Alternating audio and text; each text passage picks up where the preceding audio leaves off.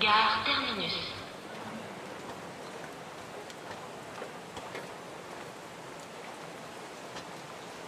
If I showed my face, I could get in trouble. Because I don't know how far my airline is involved in this phenomenon. Officially, there is no duty to maintain secrecy, but we have actually something like a code saying that you don't talk about the things you see during a flight. It was on a summer morning in Scandinavia. We started with the nicest weather towards South Europe and back. The sky over Scandinavia was absolutely blue. And after takeoff towards west, we could see a big grid over the sea. And this grid was definitely not of natural origin.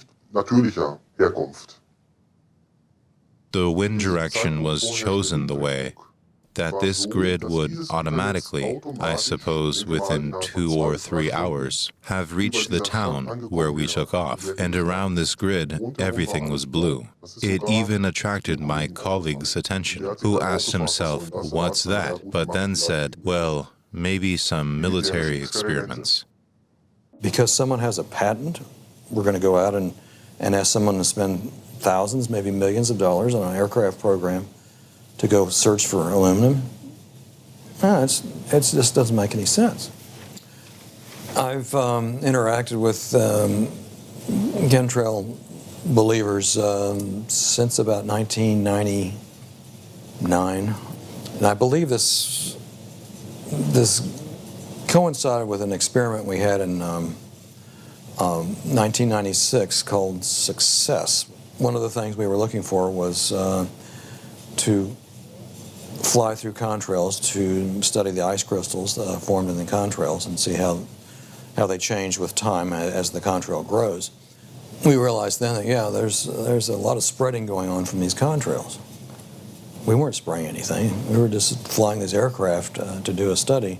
And for this experiment that I mentioned, the oval contrail, that was, the plane went back and sampled its own contrail.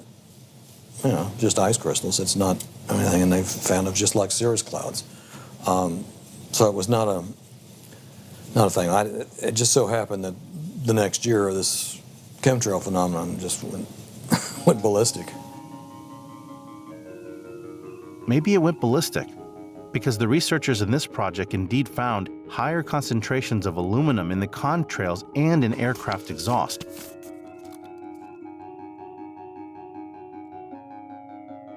As early as 1994, scientists frequently detected barium, aluminum, carbon, and titanium in the vicinity of cirrus clouds over Colorado and Wyoming. They suggested that these elements were related to air transport sources. I asked myself, why were they looking for aluminum and barium back then, but not anymore since then? It is obviously not that absurd for these substances to be found at such heights. Sauberer Himmel, a German organization of chemtrail activists, conducted 74 rainwater tests all over Germany. 43 of the samples contained aluminum. 54 of the samples contained barium.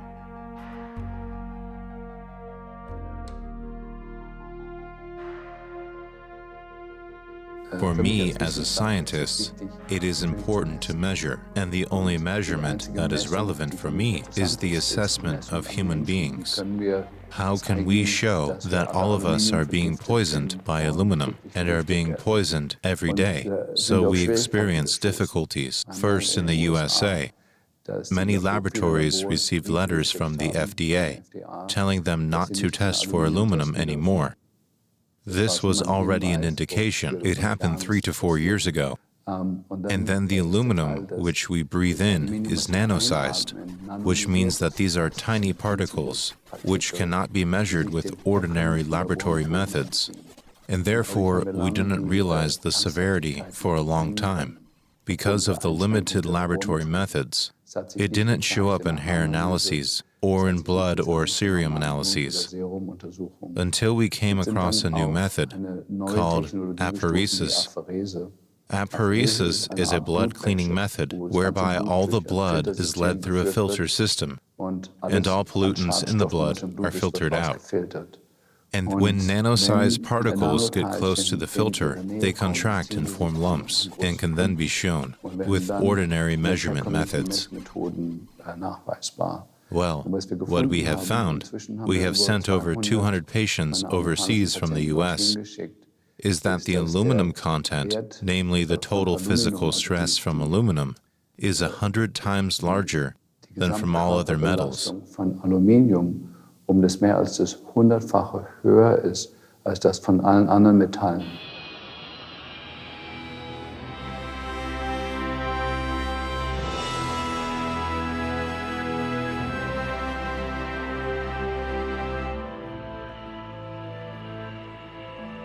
My first real stop for the film was in Mount Shasta, and Mount Shasta is in Northern California, and it's far removed from any industry, so literally there should be very little metal. Although aluminum is very abundant in the earth, it is not supposed to be an element in free form. So what they had found, for instance, Mount Shasta, which normally should have about 7 parts per billion of aluminum, they found 61,100 parts per billion aluminum. And that's thousands of times higher than normal amounts. It's no proof that the aluminum comes from this jet contrails. What can you say about that? Well, you know, I beg to differ. I believe that it does prove. If there's a helicopter 30 feet above your house and they're dumping something out that's falling on your house, and you test that substance and you find out that it's very toxic, I mean, how could somebody deny really what's going on? So, yeah. And if it didn't come from the aerosol spraying, where did it come from? So far, nobody has been able to prove that they've come from anywhere else. Well, what it looked like was just like cotton candy. It's quite, it goes quite hard, if that makes sense. And if you listen to it, it rips. It's got a Velcro sort of a sound to it. They come in nanoparticles, and those particles make up what they call an array, meaning they go in a straight line, and they connect. La Côte d'Azur, sun, beach, and holidays. But not for me. I followed up on a phone call from a French-Italian activist.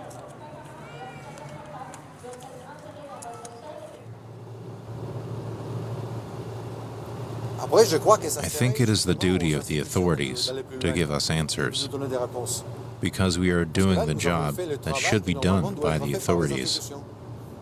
We have the common people paying for analyses, while the authorities should be doing it, and should be giving us answers.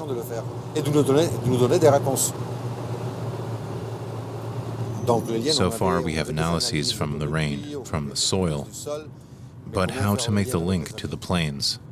Therefore, what Bernhard gives us is exceptional. My name is Bernhard Tailliez. I'm now a 70-year-old man, and I'm specialized in inorganic chemistry. In 1991, I created this company called Analytica with the hope of doing something for the protection of our environment. At the end of last year, in 2012, I received a call from a lady by the name of Evelyn Dumas, who lives in the center of France. And she told me an incredible story of filaments falling from the sky. I was a little surprised and doubtful, but I said yes. If you send me the filaments in sufficient quantity, I can try to analyze them. And the whole adventure began.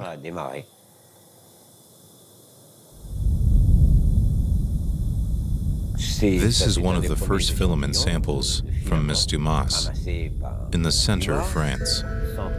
This is from the northeast of France, from a certain Mrs. Duclaude, with whom Mrs. Dumas communicated over the internet. This here is from the Lumpkin family, from another corner of France. And this here is from Mrs. Laxonaire, not far from here on the coast. After a month, I realized that the problem is serious.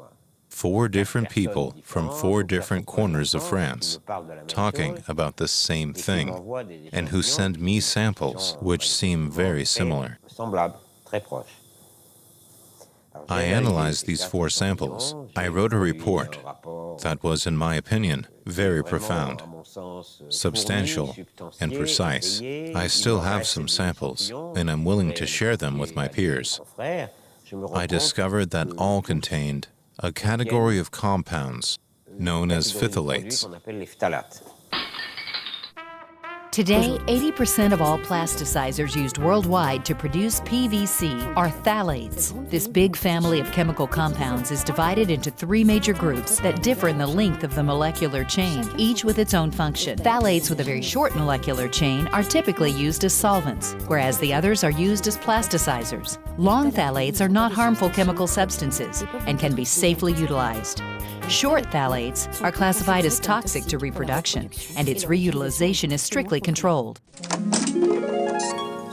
Phthalates do not dissolve. They fall from the sky on the ground, where they should not be. Not at all. You have to imagine whole of France is covered with these filaments, so it is not negligible at all. We now know what is inside. We have known about the issue of aluminum and barium occurrence for a long time. Here the inorganic chemistry shows that there are still other pollutants. There is a problem. There is a problem.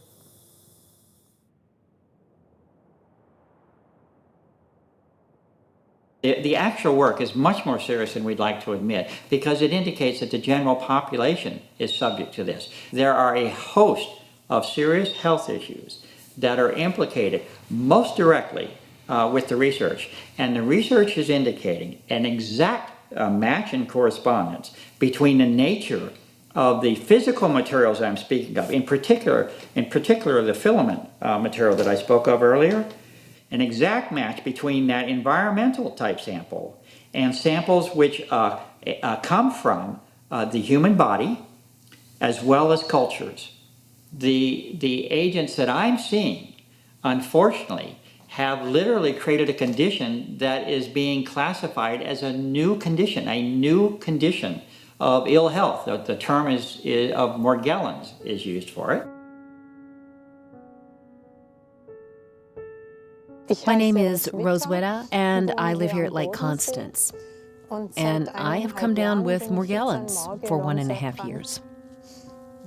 It starts with tingling and itching of the body, and after a while you can see that out of the fingers, for example, or out of other parts of the body, the fibers are coming out of the skin, plastic fibers.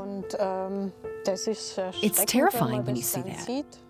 You don't know what it's all about and how it works, and you feel totally sick.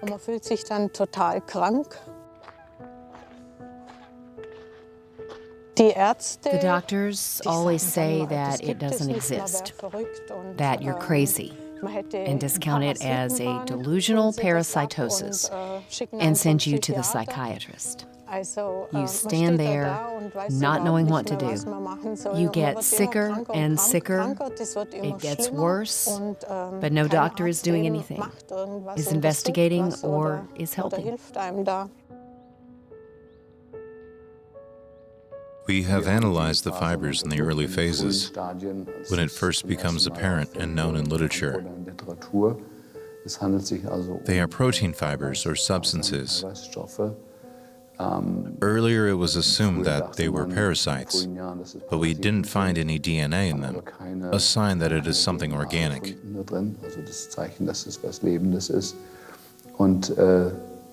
There are different theories where they come from.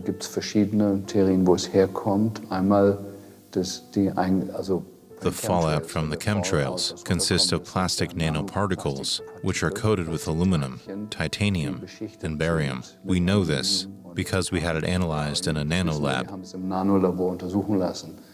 Every environmental authority could spend their money on that and make the identical assessment for about 10,000 euros. We suppose that the inhaled plastic particles are the cause of the Morgellons disease.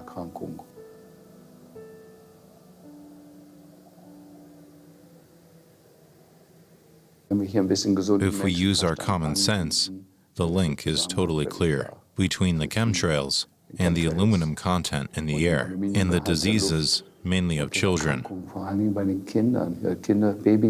When babies are born, they do not have a blood-brain barrier, any protection.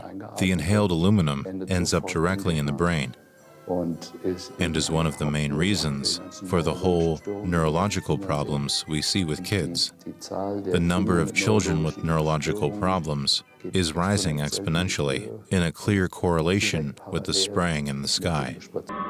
My name is Clifford Carnicom, and I'm acting as an independent researcher in this work. I worked 15 years for the federal government in 3 different agencies in technical fields, including Department of Defense, field called Odyssey, which is gravitational modeling, and also work in computers, sole proprietorship. And for the last 15 years of my life, I basically am an independent researcher acting in the public interest. This is why I'm doing the work. It's at one level, it's no simpler than if you knew that you had pollution. If you want to take this on the simplest argument, of which there are much more deeper and complex arguments, but if you wanted to take it at the simplest level possible and ask yourself, is it all right for you to have the deliberate and systematic introduction of massive amounts of pollution into your atmosphere without your consent and without proper disclosure? Is that acceptable to you? Is that acceptable to your children? John Brandt. Good morning, Mr. Brandt. Wow, this is Amanda from Virginia. Hi, how are you? Hi, I've been trying to get a hold of you for months now. You guys are covering up chemtrails. No, we are not covering it. We have no reason to cover up chemtrails. Of course, you have every reason to cover it up. Every reason. It's called losing your job. What reasons would that be? Oh, well, you personally, you would lose your job if you were to reveal anything to me, and it's probably unsafe for you to even be speaking about this, considering the types of individuals you work for. It's not unsafe. It is unsafe. There's no problem with us talking on, you're a citizen, you're making a complaint. Oh, Lord have mercy on myself. It's a complaint in an area that we don't have authority to regulate. One of the main questions that we will face in dealing with this issue is whether or not there is full disclosure or not, whether or not it is intended that the public receives the information on this subject. And the facts are that the public is not to receive the information openly. If you have a covert operation, a cover for that operation will be provided. That's the nature of a covert operation. All of the evidence indicates that it is very much a covert operation of the greatest scale that has ever been exercised on this planet and really in the history of humanity as far as I know. Literally the atmosphere of the planet has been altered, and it's a deliberate alteration of the atmosphere. In the early years of my work, one of the things that I did was basically chronicle and document those parties that expressed an interest in my work. There is a paper on there, I believe the title is List of Visitors. It took place over a period of several months. It took place before certain security measures and firewalls have been put in place since then to basically protect that flow of information. There is a clear, documented interest at the highest level of government, congressional, on down, Pentagon, on down through all defense contractors, all health organizations, as well as media organizations, that they do and have demonstrated interest in the work, a rather serious interest in the work, it appears. The contradiction is that if any or all of these same entities are approached in a public fashion to address the issue, then there is no issue, is what we hear, and that everything is perfectly normal. And there is no interest, and there is no attention that needs to be devoted to the subject.